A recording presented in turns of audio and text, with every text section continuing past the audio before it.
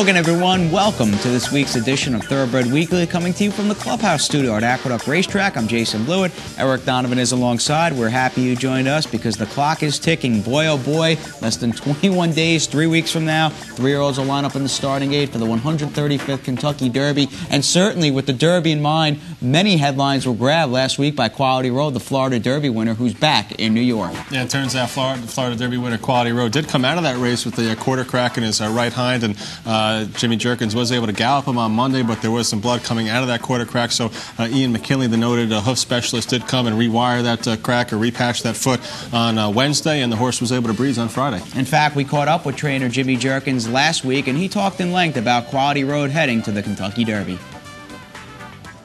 Well, he worked out on Friday morning around 9:30 after the second harrow break. We thought the track would have been a little softer. That's usually a little better at that time after being harrowed twice. And we were looking for something not too fast, but something not too slow either. You know, something that would let us know where we stand after a hard race and after what he went through with the quarter crack. You know, quarter crack being a crack in his, it's a crack from the top of his coronary band, which is on top of the hoof, pretty far back towards the heel. Crack goes from there to not all the way down to the bottom of his foot, but about halfway down, and it's similar to a person cracking their fingernail.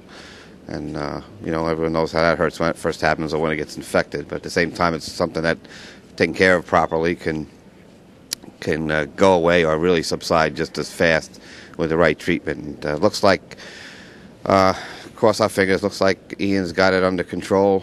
You know, he's had 2 days of galloping and a breeze, and it's held, and the foot hasn't produced any heat or inflammation. So usually, you know, like, again, well, we're not totally out of the woods, but again, usually when you get that far with these things, you usually are in good shape.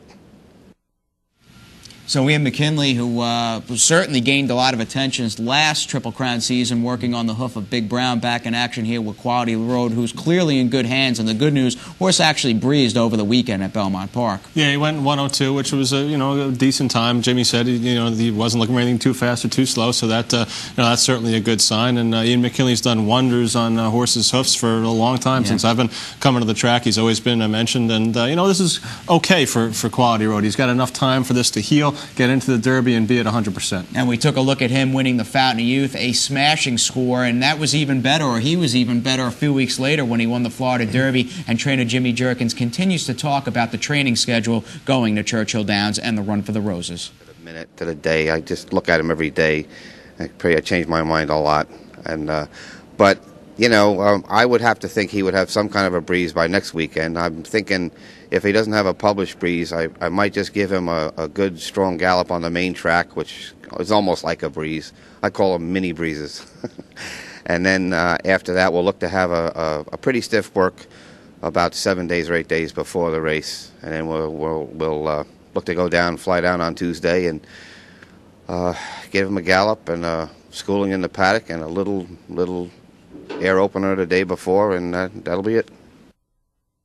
So certainly the apple did not fall far from the tree. You think of Hall of Fame trainer H. Allen Jerkens, Jimmy's father, what he's accomplished, all the big races he's won, and Jimmy certainly has picked up, where the chief left off. Jimmy already owns a Breeders' Cup win, the 2005 BC Mile with Artie Schiller, and may he have his first Kentucky Derby winner with Quality Road, who is certainly impressive. And we've got some 3-year-olds coming up later, too. We do. We have the Bluegrass, the Toyota Bluegrass from Keeneland, and also the Arkansas Derby from Oaklawn Park. We'll get to those a little bit later in the show, but right now let's take a look at some 3-year-old fillies in action here in the Cumley Stakes Grade 2, $150,000 purse, 1 mile. Here's Tom Durkin.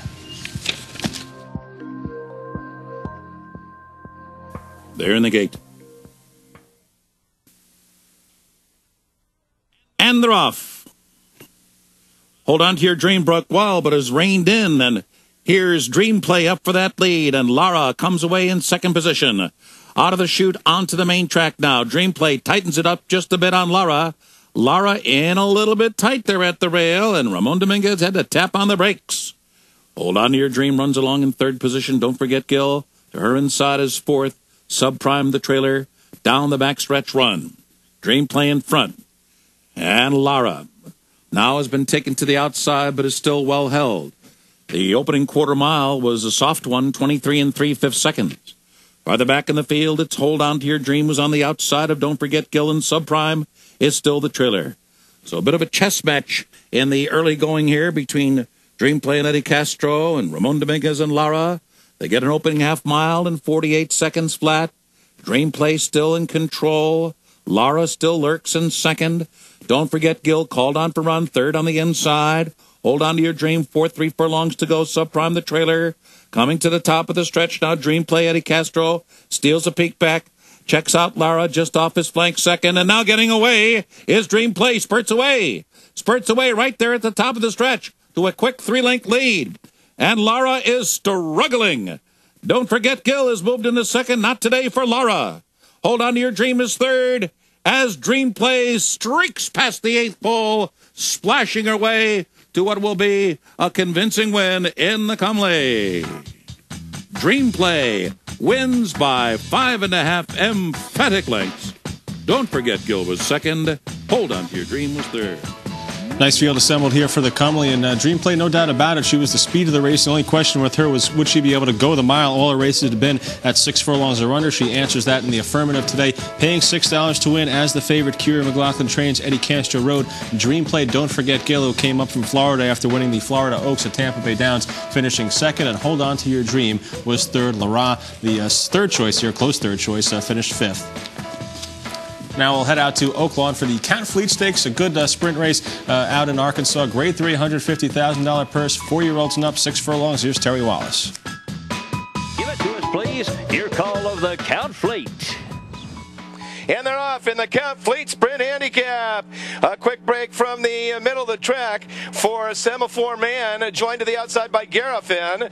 Secret Intelligence is at the rail in third. Accredit is fourth. Cush is fifth. Jazz Nation is sixth. Greeley's Conquest at the rail is seventh. Evening Reward is eighth. Grand Sensation is ninth, followed by Red Hot in Gold and Lavango, and the trailer is Carson's Legacy. They head for the turn. Secret Intelligence, Semaphore Man, side by side for the lead. Garafin moves to the middle in third. Jazz Nation's got the rail in fourth. Accredit right there in fifth. To the outside, Cush moves up in sixth alongside of Grand Sensation. Then it's Greeley's Conquest, Evening Reward. On the turn, it is still a battle with Secret Intelligence and Semaphore Man. Now Semaphore Man puts ahead in front of Secret Intelligence. Garafin to the outside is third.